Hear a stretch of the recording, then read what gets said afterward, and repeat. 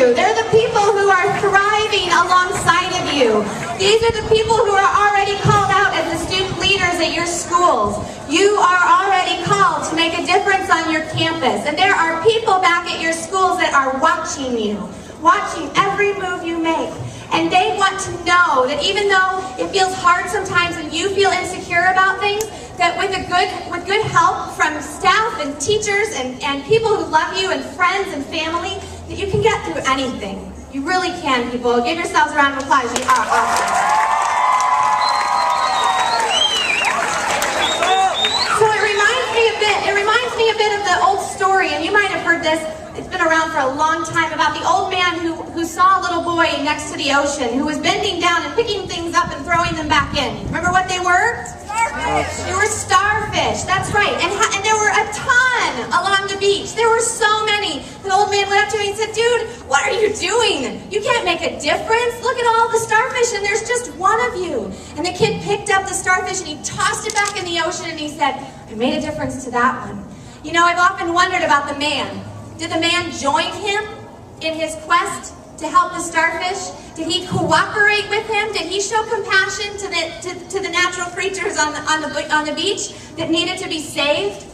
Or did he just walk away because he was too busy, too consumed with his own hurt, his own pain, too annoyed, you know, that a little kid could do something so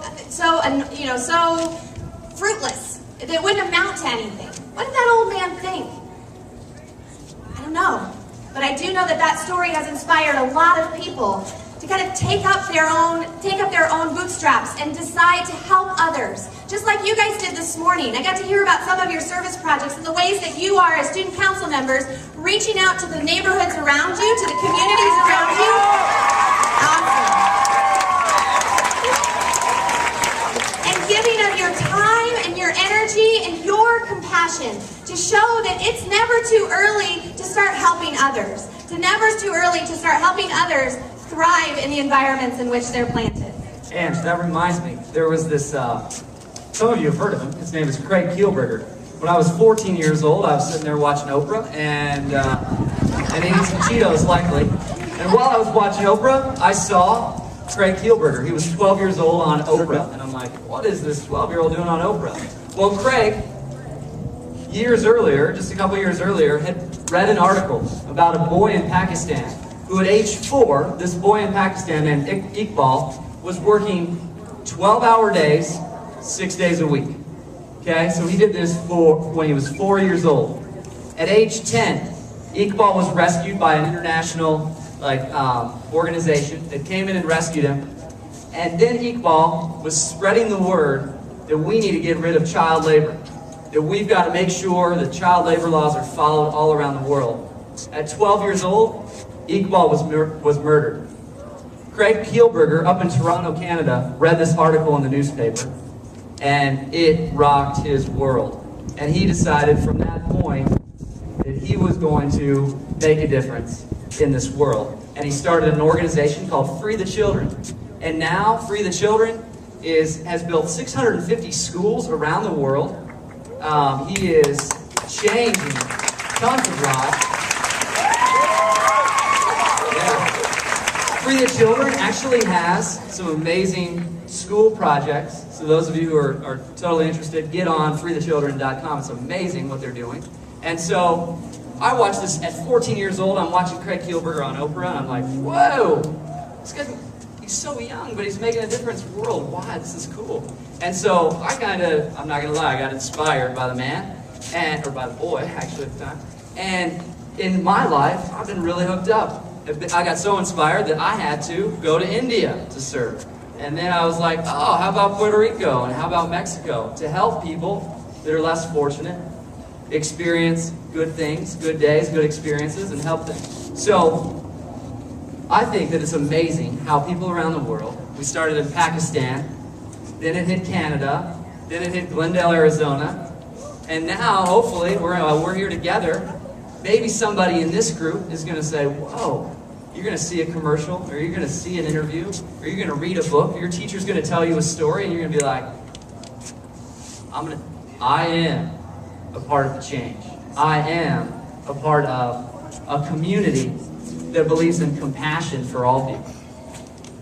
Yeah, when you can see yourself as valuable, as worth it, as part of a community that is inspiring others, you can do all sorts of amazing things. And you don't get bogged down by what you can't do well or what you're not going to make it.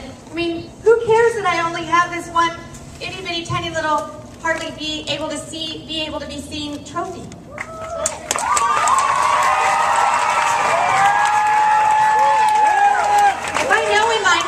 If I know in my heart that I'm doing my best and that I am thriving in my life, that I have survived some pretty amazing stuff, and that I am continuing or trying or attempting every day to inspire others, then this trophy is worth 1,000 trophies just like it. And I don't have to be held to one tiny little representation anymore.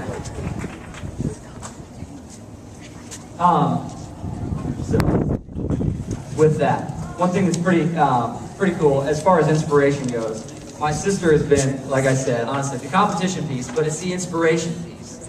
This gal inspires me on a daily basis with her joy. I mean, I was watching her walk around here and I'm like, whoa, Miss Shiny, this is awesome. Like, how blessed am I to have pretty loud, right? We determined I'm pretty loud. You're good. Yeah, I'm out.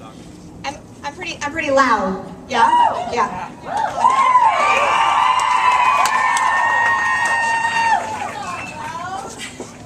So, we have a task as student council. We have a task to go back and to be messengers of compassion. We've got to do it. It's the small things. The other day, I was at a hotel and my 4-year-old nephew, five-year-old nephew, Dawson, puts his arm to hold you know how some people hold the elevator open so people can get on?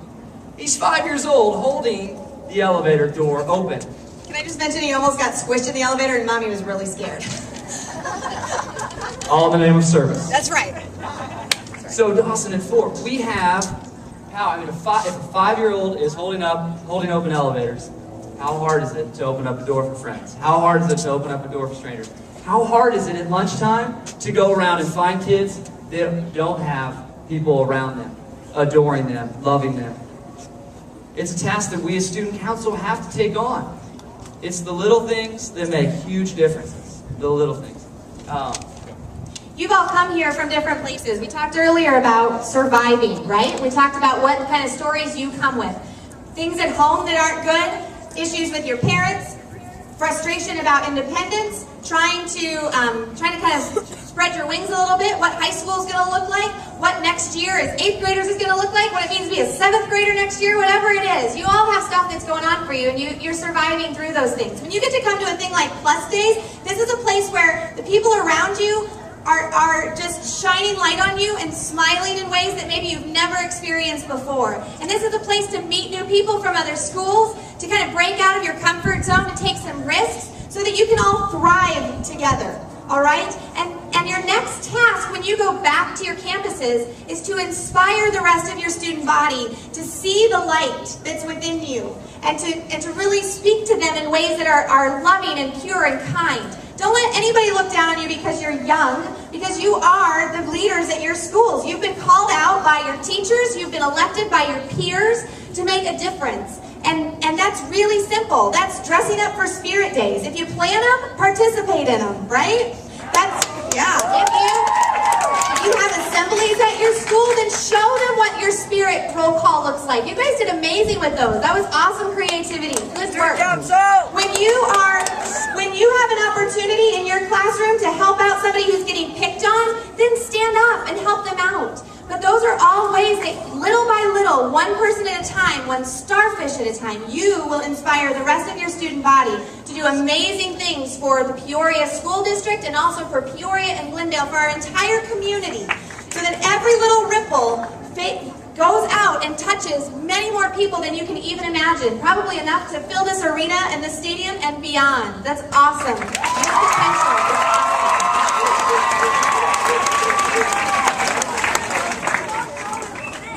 All right, so real fast, if you will, take a look around. First of all, look at your council. Sometimes we look at each other, but we don't. Look around, look at your council, then look at the larger group here.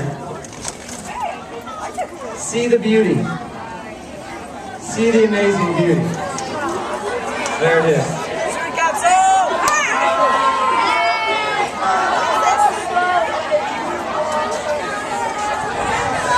So important. So important sometimes to stop, to slow down, and to look, to pay attention to each other. Because we do have stories of survival, and we need somebody to lean on. We might have a student council member right now who's going through some really hard stuff, and they need us, right? And we've got to help encourage them and see the possibility that they can thrive again someday. Perhaps tonight while you dance, you get to thrive and you get to inspire each other.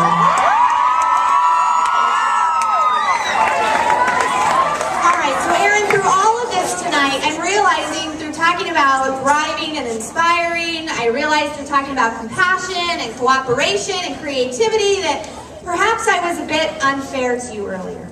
I laughed when you fell down. I admit it. Did anyone else? We laughed. Yeah. We're really sorry. Everybody do a big, oh, Aaron. Oh, Aaron, we're so sorry. Okay, so I'd like to try it again. And this time, instead of just letting you struggle at handstand on your own, which is a really, really tough yoga pose, how about I help you?